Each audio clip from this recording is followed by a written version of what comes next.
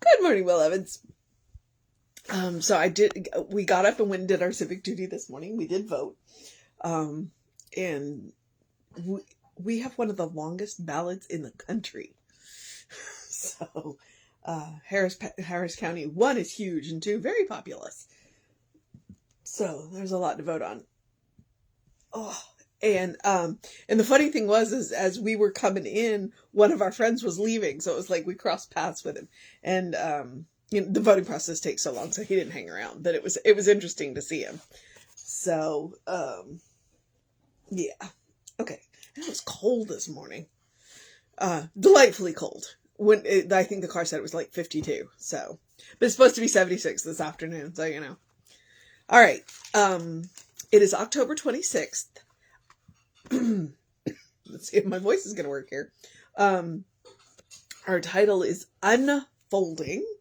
The first quote is, "To everything there is a season and a time to every purpose under the sun." And that is Ecclesiastes 3:1. The second quote is, "The spiral of life is upwards. Evolution carries us forward, not backwards. So we shall view eternity from the higher standpoint as a continuity of time forever and ever expanding until time, as we experience it, shall be no more. Realizing this, we shall see that in everyone a budding genius, a becoming God, an unfolding soul, an eternal destiny." And that is the Science of Mind 387. Scientists have found that nothing happens without a trace. They tell us that nature does not know extinction. All it knows is transformation. If God applies this fundamental principle to the most minute and insignificant parts of the universe, doesn't it make sense to assume that God applies it also to the masterpiece of creation, the human soul? When we were babies, we were celebrated, admired, and fussed over. When we graduated to the status of toddlers, no one mourned or cried for the baby because they had the toddler to play with. The process molded us into young girls and boys thirsting after the joys of life. Molded us into young children thirsting with the joys of life.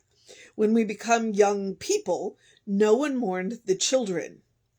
Life graduates us from stage to stage. When we leave the planet, we graduate once again. The only difference is that this time, this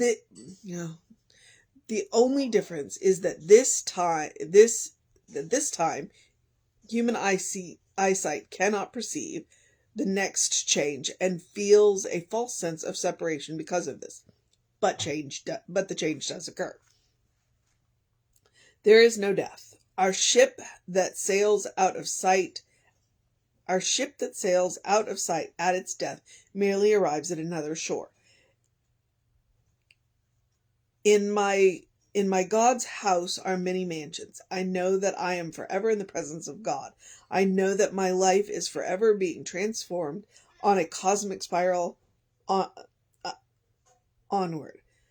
Ever onward and upward. I welcome each change that I am experiencing, knowing that in each mini death lies a rebirth, splendid and illuminating. Okay. I'm having a little trouble focusing today. And ironically, we're closing in on Halloween, and that's where they talk about the veil being thin between this world and the next. One of the thermodynamic principles is that energy can neither be created nor destroyed. So all the energy that ever existed does exist now, has always existed and will always exist. It cannot be destroyed, but it can be transformed. And that's what she's talking about. Science says nothing happens without a trace. And so that's exactly what, thermodynamics says. It's like, look, you are energy, you are it, when you go down and look at us on the molecular level, as solid as we feel to ourselves, we're actually a whole lot of empty space, on the molecular level. And, but what we are is energy. We are electrical impulses, and there's going to come a time when it's going to change. And because we have agreed to this material world for however long we've agreed to this material world, we can't see anything beyond it. We catch occasional glimpses, especially when you're dealing with people, who have one foot in this world and one foot in another. We catch glimpses. But that's one of the things. When we came here with no assurances about the next evolution. We came here with assurances that there is an evolution. We came here with assurances that life can be beautiful. We came here with assurances of, the possibility of love, because love is all there is. And it does seem to me, because this is a very serious topic, and I'm not very serious, it does seem to me that unenfoldment, Jessie makes up words, or not Jessie, Ernest makes up words. It does seem to me that when I treat life as a grand adventure, it's more fun. Even when it's messy, especially when it's messy. And so that's exactly how I've tried to treat my life all the time, that it's a grand adventure.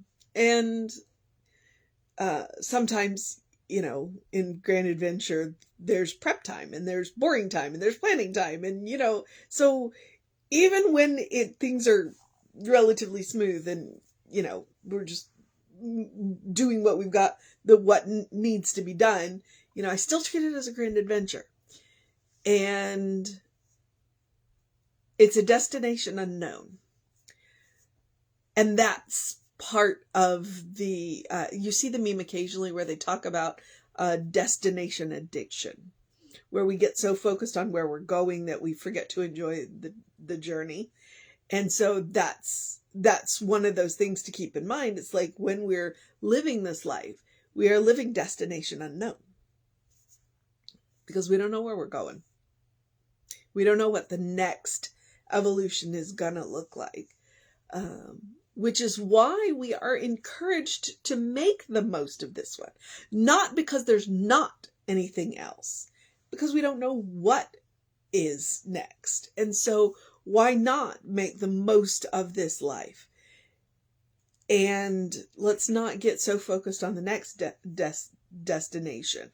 And that's actually one of my big beefs with Christianity in particular, is they controlled the population by saying, we'll be good in this life and do what you're told, even if it's awful, because you'll be rewarded in the next life. And it's like, no, that's not the deal we made to come here. It's like, we get to enjoy this life, and the next life will take care of itself. So for me, it does help to look at this as a grand adventure. If it helps you to, I hope so. I hope so. That's why we do talk about death as a graduation, and we do not shame people for grieving. We understand the grieving process, because it's as if the person who has left us is in the next room. We can't see them. We can't hear them. We know that they're there, but they're not, and so absolutely we grieve. Absolutely we grieve. We would never tell anybody not to grieve, because we understand. But we also celebrate, because we know that they've graduated, and that eventually we will too, and we'll be together again. That's our faith. That's the faith that we have. So, I don't know. Did she give us a good mission for today?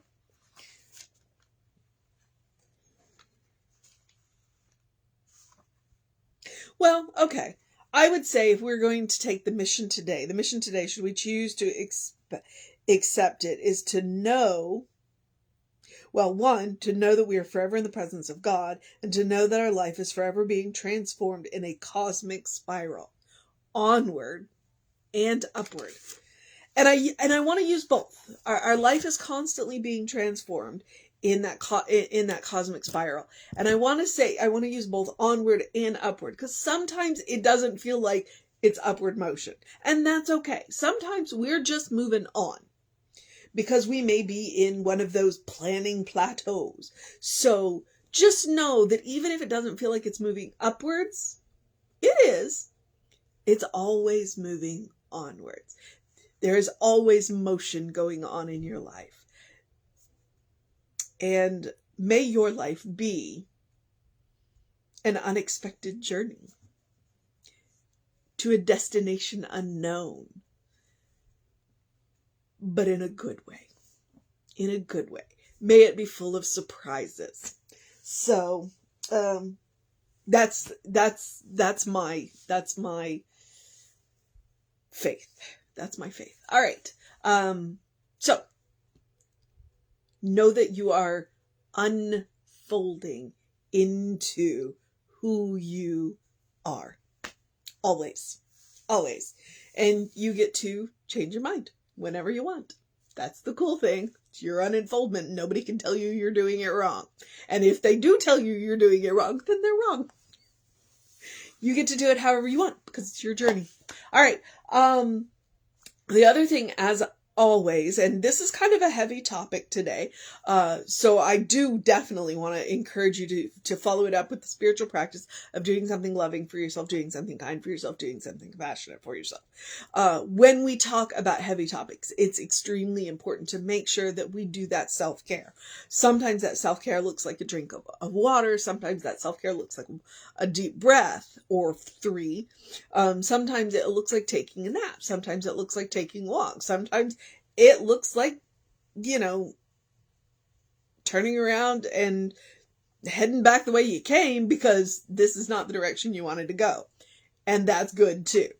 And sometimes it looks like doing things just for the sheer joy of them. Whatever that looks like. I was trying to think. The countdown for Christmas has started. So I watched a Hallmark Christmas movie last night. And I'm like, it's not even Halloween and I'm already watching Christmas movies. But it was worth it. It was a good one. And, it was about 2 people or actually 4 people who came together to share and make each of their Christmases better together. So, all right. So, loving, kind, compassionate. Sometimes it looks like a Hallmark movie. Okay. And there we are. Make sure that you take the time out to practice on yourself. You deserve your own love. You deserve your own kindness. You deserve your own compassion. You're a beloved child of God. Yes, Gabby, you are a beloved child of God, in whom God is well pleased and well represented, always and forever, including my 17-year-old cat who came in to make a statement. Create that habit. It is a spiritual practice, but I also want it to be one of your default settings. I want it to be one of your first responses.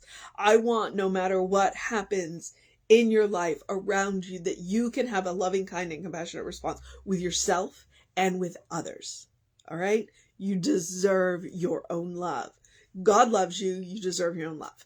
Okay. And it's also about making sure you're taking time out for joy. Joy jams. All right. I also encourage you to do something to engage your mind and your body, whatever that looks like today. I encourage you to drink plenty of water. I know it's cold, 52. I know it's cooler, so if you want to drink hot, then go for it. Just hydrate. It's very good for you. Your brain will work better. And get that early in your day bright light. We happened to be out when the sun came up. Because like I said, we went to vote. We did it at 7 o'clock this morning. So we were up before the sun. And the sky was a really pretty shade of gold this morning. And open the windows of your soul.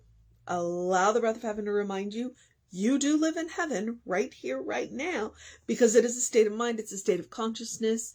It is your superpower to create for yourself. All right. You absolutely have that power. And I will tell you that it is activated by love. All right. And you can always take Emma's advice, look for the good and praise it. It's a great way to get into that heavenly state of mind. All the good, all the good. Okay. All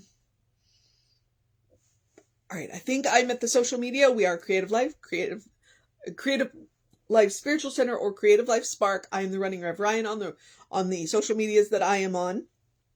And I would encourage you to check all those out. I'm particularly proud of the playlists on the Creative Life YouTube channel, so please check that out.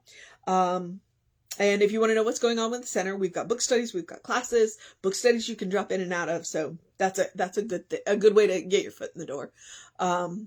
And the food market coming up. So email info@creativelife.org, and that will get you to our constant contact, and the hot links are hot in there. They'll take you right where you want to go.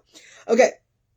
That's what I know. So I'm going to encourage you to have a great day, an amazing day, a wondrous day, a fantastic day, a doing our civic duty day, voting day, because it's early voting. A sunrise day with all that amazing getting going energy. A great day. I think I started with that. Don't I always start with great day? An amazing day, a wondrous day, a fantastic day, a magical day, an enchanting day, an enchanted day, a good day. And if that is too much pressure, simply have a day, because you are enough, just as you are. As I have said before and will continue to say, you are a beloved child of God in whom God is well pleased. It's a state of grace. And that's just cool. All right. So, Reverend David should be on around 5 p.m. with you. I will be back with you at 9 a.m. tomorrow, because, yeah, I got my voting done today. And I don't know what I was about to say, so take care of yourself, know that you're loved, and I will see you next time.